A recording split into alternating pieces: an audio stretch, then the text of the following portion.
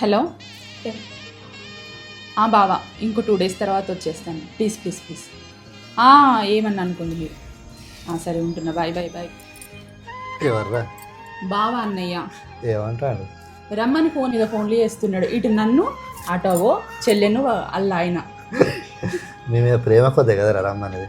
అంత మంచి భర్తలు దొరకడం మీ అదృష్టం. మా అదృష్టం అని నువ్వు అనుకుంటున్నావు అన్నయ్య, నువ్వే మా అదృష్టం అని మేము అనుకుంటున్నాం. అన్నయ్య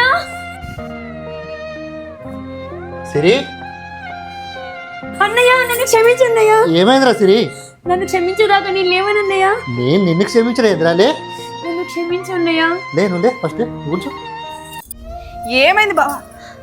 సిరి సిరి బాగున్నావా వదిన? పెళ్లి చేసుకునేటప్పుడు అన్నయ్య వదిన గుర్తుకు రాలేదా సిరి?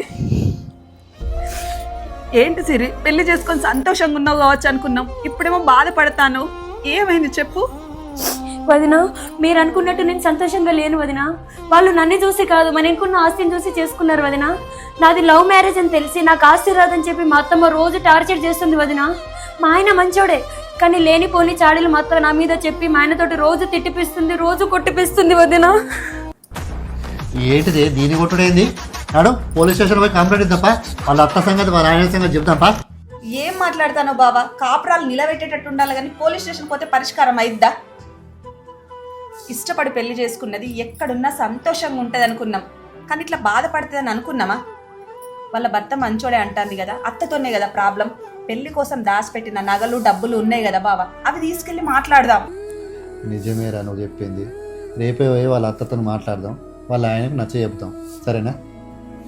అన్నయ్య నేను ఇద్దరం కలిసి వచ్చి మీ అత్తతో మాట్లాడతాం. దానికోసం ఏడ్చుడు ఎందుకు చెప్పు? బాధపడకరా. నువ్వు ఎన్ని గొప్ప గొప్ప సంబంధాలు తెచ్చినా కానీ అవన్నీ కాదనుకొని నాకు ఇష్టం వచ్చినతను పెళ్లి చేసుకున్నా. అయినా కానీ అవన్నీ మనసులో పెట్టుకోకుండా మా అత్తయ్య దగ్గర వచ్చి నా కాపురం నిలబెట్టాలనుకుంటున్నారు. నీలాంటి అన్నయ్య వదిన దొరకడం నా అదృష్టం అన్నయ్య. ఇప్పటికైనా అర్థమైందా సిరి? బంధాలుంటేనే బలం. అవును వదిన, నాకు ఇప్పుడే అర్థమైంది.